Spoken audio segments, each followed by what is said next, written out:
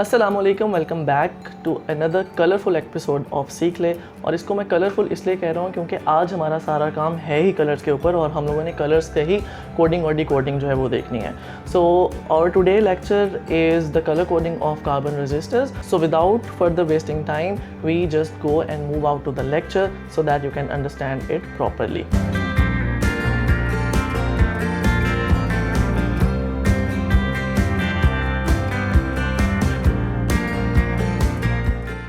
Welcome back.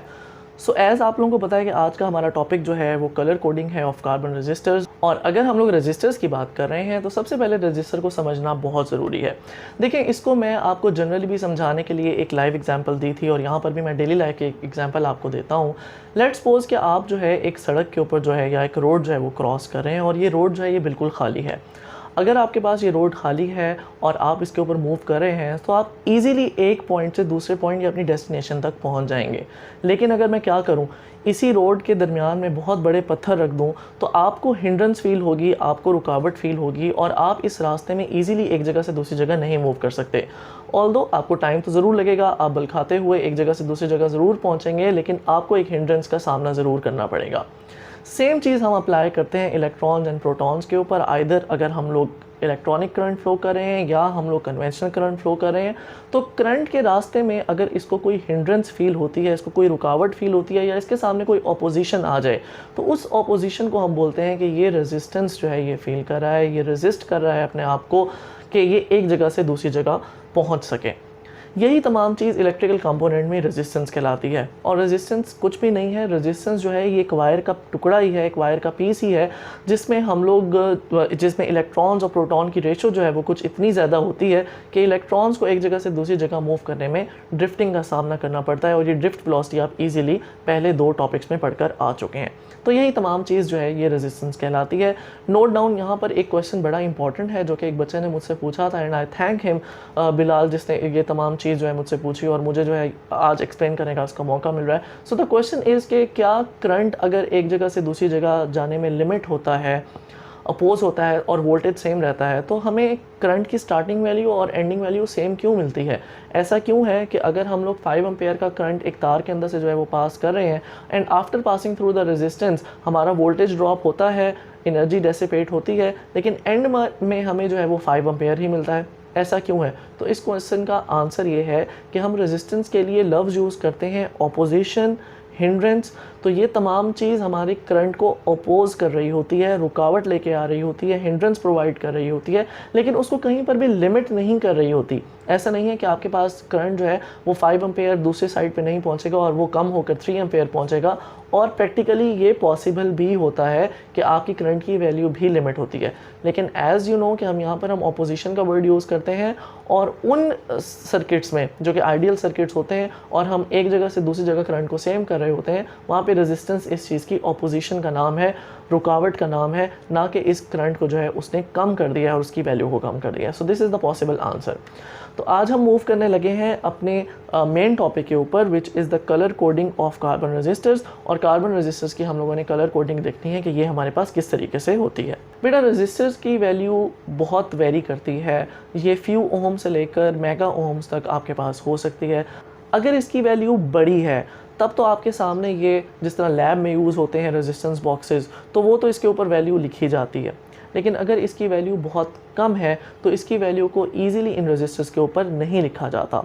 और ज़्यादातर resistors हमारे पास जो है ये इसकी कंपोजिशन में कार्बन जो है वो होता है और दोनों साइड्स के ऊपर जो है वो लेड की वायर बाहर निकलती है ताकि इससे सर्किट जो है वो कनेक्ट किया जा सके। और अगर मैं इसकी आपको लाइव एग्जांपल दूं तो आप लोग इजीली अगर रिमोट कंट्रोल को आप खोलते हैं या कोई भी इलेक्ट्रॉनिक कंपोनेंट या छोटी सी कोई इलेक्ट्रॉनिक कार ही आप क्यों ना देख लें और उसका सर्किट आप देखें, तो वहाँ पर रिमोट कंट्रोल कार की मैं बात कर रहा हूँ, तो वहाँ पर आपको ये तमाम जो छोटे छोटे सर्किट्स मिलेंगे उसमें ये रेजिस्टर एलिमेंट जो है ये यूज़ होते हैं। मैं यहाँ पर आपको रेजिस्टर की एक इमेज भी दिखा रहा हूँ। इसमें आपके पास ये कार्बन का बना हुआ रेजिस्टर है जिसके दोनों साइड्स पे जो है वो लेड की वायर जो है वो आपके पास बाहर निकल रही है।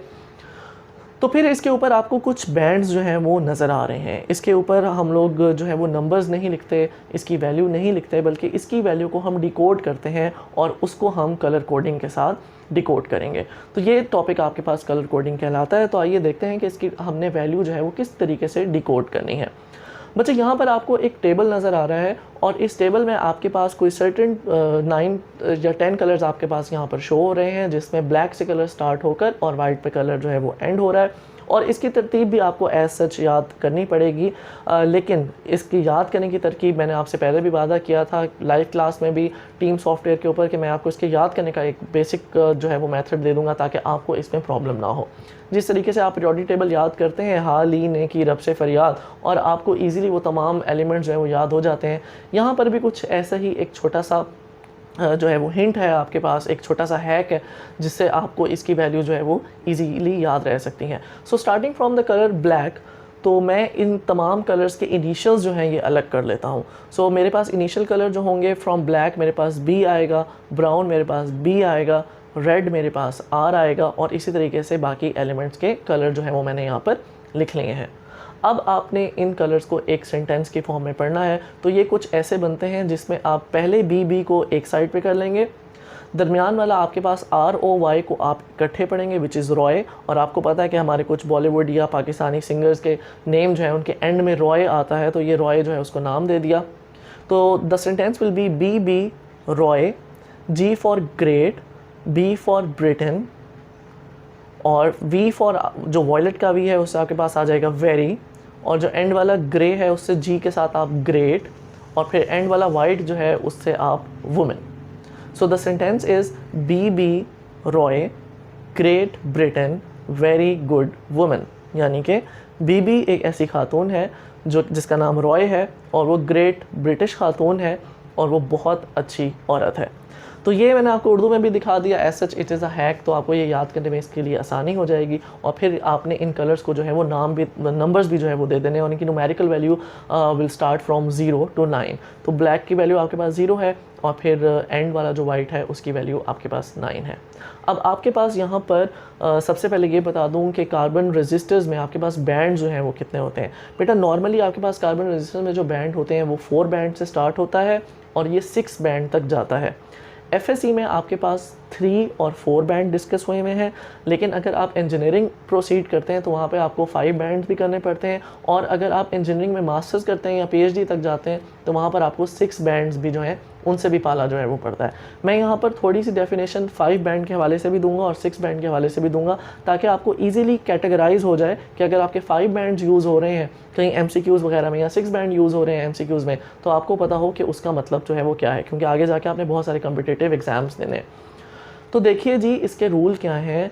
तो यहाँ पर हमारे पास लेट्स सपोज 4 बैंड से हम स्टार्ट करते हैं, तो हमारे पास अगर 4 बैंड्स यहाँ पर गिवन है तो इसको हम लोगों ने नंबरिंग देनी है। और नंबरिंग कैसे देनी है ये हम इसको पढ़ना स्टार्ट करेंगे फ्रॉम लेफ़्ट टू राइट। लेकिन यहाँ पर फिर बच्चे का ये क्वेश्चन होता है कि हमें कैसे पता लगेगा कि कौन सी रजिस्टर की साइड लेफ़्ट है और कौन सी रजिस्टर की साइड राइट है। तो बेटा रजिस्टर की हमेशा लेफ़्ट साइड वो होगी जिसमें कलर बैंड जो है वो आपका इस टेबल के अंदर से आ रहा होगा, यानी ये कलर्स में ब्लैक से लेकर वाइट तक अगर आपके पास कोई बैंड हो तो वो साइड लेफ़्ट होगी। और राइट साइड कौन सी होगी? वो राइट साइड में आपके पास 2 बैंड जो हैं वो होंगे, या तो गोल्ड का बैंड होगा या सिल्वर का बैंड होगा। तो अगर आपके पास एक रजिस्टर में गोल्ड और सिल्वर का बैंड आ रहा है, दैट मीन्स कि वो आपकी राइट साइड है। वहाँ से आपने नंबर देना स्टार्ट नहीं करना, उसको वैल्यू नहीं देनी, बल्कि आपने उस चीज़ को पढ़ना है फ्रॉम लेफ़्ट साइड जिसके कलर स्टार्ट हो रहे हैं उस टेबल के अंदर से, जो टेबल मैंने आपको थोड़ी देर पहले शो किया है। तो अब चल के देखते हैं कि ये हमारे पास बेसिक 3 रूल्स क्या हैं इसके। तो नंबर 1 पे रूल पे वो ये कहता है कि जो आपका रजिस्टर का फर्स्ट नंबर है वो आपको पहले कलर बैंड से मिलेगा, और उस पहले कलर बैंड का जो नंबर टेबल में होगा आपने एग्जैक्ट वही नंबर लिख देना है। लेट्स सपोज मैं यहाँ पर एक एग्जांपल लेता हूँ जिसमें मेरे पास एक रजिस्टर मौजूद है और उसका पहला बैंड जो है वो रेड कलर का है, उसका दूसरा बैंड जो है वो मेरे पास ग्रीन कलर का है, और उसका तीसरा बैंड जो है ये मेरे पास ब्राउन कलर का है, और चौथा बैंड जो है लेट्स सपोज कि वो गोल्ड कलर का है। मैं आपको गोल्ड और सिल्वर दोनों की टॉलरेंस बताऊंगा, लेकिन फिलहाल अभी अज्यूम कर लेते हैं कि एक ऐसा रजिस्टर हमारे पास मौजूद है जिसमें फर्स्ट कलर हमारे पास रेड, सेकंड कलर हमारे पास ग्रीन, थर्ड कलर हमारे पास ब्राउन, और फोर्थ कलर हमारे पास जो फोर्थ बैंड है वो हमारे पास गोल्ड है। तो रूल पहला क्या कहता है? पहला रूल ये कहता है कि जो बैंड आपका पहला कलर का है और उसका जो कोरस्पॉन्डिंग नंबर है आपके रजिस्टर की पहली न्यूमेरिकल वैल्यू वही होगी। तो यहाँ से अगर आपके पास रेड कलर है तो आपके टेबल में रेड कलर को नंबर क्या दिया गया है, दैट इज़ 2, तो आपकी पहली वैल्यू जो है वो 2 आ जाएगी। सेकंड रूल ये है कि जो सेकंड बैंड है वो आपको सेकंड नंबर देगा फ्रॉम द टेबल। तो यहाँ पर आपके पास सेकंड बैंड जो है वो ग्रीन कलर का है, ग्रीन का बैंड का कलर आपके पास 5 है, तो आपके रजिस्टर की सेकंड वैल्यू जो है वो आपके पास 5 आ जाएगी। उसके बाद थर्ड वैल्यू जो आपको जो नंबर मिलता है, ये आपको एग्जैक्ट वही नंबर नहीं लिखना होता, बल्कि जिस उस नंबर में जो टेबल में जो नंबर मौजूद है उसमें जितने नंबर आ रहा है उसमें ज़ीरो की तादाद आपको ऐड करनी होती है, यानी the third band will give you the number of zeros. अगर आपके पास यहाँ पर ब्लैक कलर होता तो ये आपको ज़ीरो तादाद दे रहा होता, यानी कि आप कोई भी नंबर यहाँ पे नहीं लिखते। लेकिन अगर आपके पास ब्राउन कलर है तो आपको ये एक नंबर यहाँ पर है उसका, तो उसके लिए आपको एक ज़ीरो पुट करना पड़ेगा। अगर थर्ड बैंड आपके पास रेड होता और उसका नंबर 2 है तो आपको 2 ज़ीरो लगाने पड़ते, and up to so on.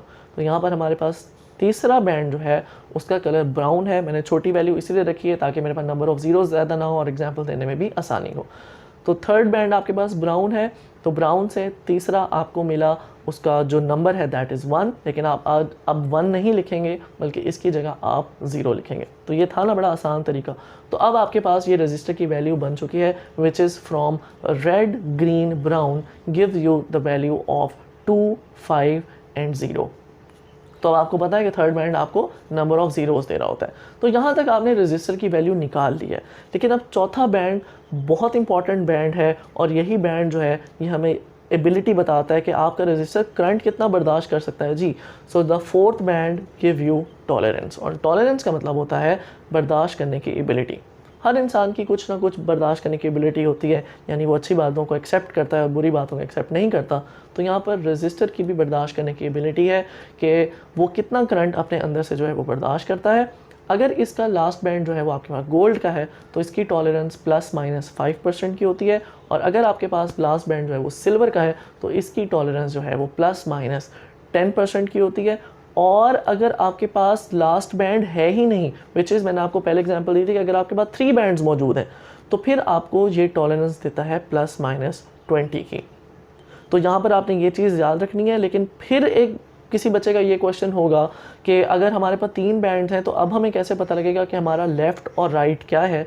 तो उसके लिए मैं आपको बड़ी इंपॉर्टेंट बात बता रहा हूँ कि यहाँ आपके रजिस्टर की शेप ज़रा आप लोग देखिए। इसकी दोनों जो एंड्स वाली शेप हैं ये उभरी हुई साइड्स हैं, और दरमियान वाला जो सिलेंडर है वो आपके पास नॉर्मल साइज़ का है। तो आपके पास बेटा बैंड स्टार्ट होते हैं कहाँ से, जो साइड आपके पास एक उभरी हुई है, दैट मीन्स कि यही आपकी लेफ़्ट साइड है और यहीं से आपने कलर जो है वो पढ़ना स्टार्ट करना है। तो अब आपके पास 2 हैक्स आ चुके हैं, 2 टिप्स आ चुकी हैं।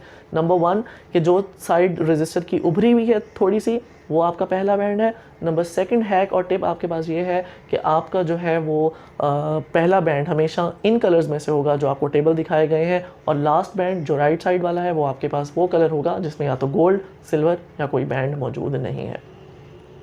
सो इन दिस वे आपके पास जो अब रजिस्टर की value I from the given example that will be equal to 250 ±5%। अब इसका 5% निकालना मेरा नहीं ख्याल कि किसी बच्चे के लिए मुश्किल हो सकता है कि मेडिकल वालों का मैथ से ज़्यादा पाला नहीं पड़ता हो तो मैं आपको निकाल के दिखा देता हूँ, लेकिन इंजीनियरिंग वालों के लिए ये बहुत आसान है। और वैसे भी वो लोग जो कि शॉपिंग करते हैं, जिन्हें पता है कि कभी किसी एक शर्ट पे या पैंट पे आपके पास 5% ऑफ, 20% ऑफ, 30% ऑफ या 50% ऑफ लगाओ, तो उसकी वैल्यू को कैसे निकालना है हम आज देख लेते हैं। सो आपके पास 250 का 5% कैसे निकलता होता है, या किसी भी नंबर का कोई परसेंटेज कैसे निकलती है। आप 250 को मल्टीप्लाई करेंगे 5 से एंड डिवाइड कर देंगे 100, तो आपके पास जो आंसर आ रहा है that will be equal to 12.5।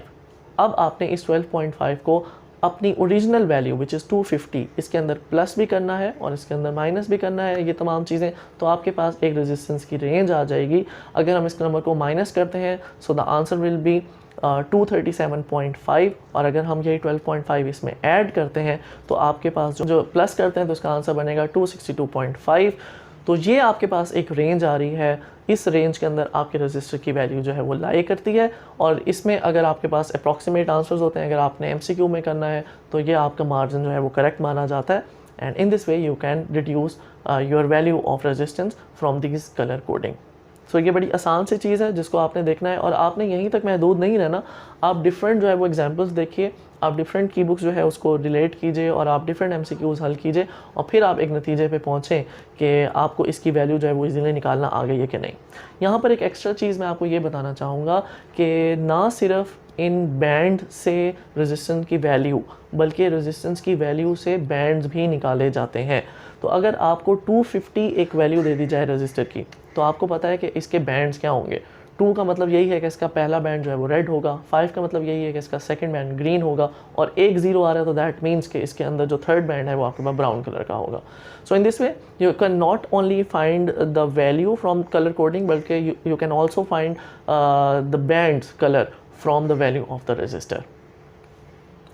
अब हम मूव करते हैं कि अगर आपके पास यहाँ पर 4 नहीं बल्कि 5 बैंड्स मौजूद हों, और ये एक एक्स्ट्रा इन्फॉर्मेशन है आज की वीडियो में, सो ये आप लोगों के लिए देखना बहुत ज़रूरी है। सो अगर आपके पास यहाँ पर 5 बैंड्स होते हैं तो उसको आपने कैसे निकालना है। इसमें पहला बैंड आपको पहला नंबर देगा जो उसकी टेबल में मौजूद है, दूसरा कलर बैंड आपको दूसरा नंबर देगा जो उसकी टेबल में मौजूद है, तीसरा नंबर बैंड आपको नंबर ऑफ ज़ीरोज़ नहीं देगा, बल्कि ये भी आपको तीसरा नंबर देगा जो यहाँ पर उसके कलर में मौजूद है। सो लेट्स सपोज अगर ये हमारे पास रेड, ग्रीन और ब्राउन 3 कलर होते हमारे 5 बैंड्स में से, तो अब आपको ब्राउन जो है वो यहाँ पर 0 नहीं दे रहा होता, बल्कि ब्राउन जो है वो आपको 1 नंबर जो है वो दे रहा होता। And fourth band will now give you the number of zero, और आखिरी 5वां बैंड जो है ये आपको टॉलरेंस देगा, जिसमें हो सकता है आखिरी बैंड गोल्ड का हो, सिल्वर का हो, या कोई ना हो तो ±20% हो जाएगा। So in this way you can find the value जिसमें आपके पास 5 बैंड्स जो है वो मौजूद है।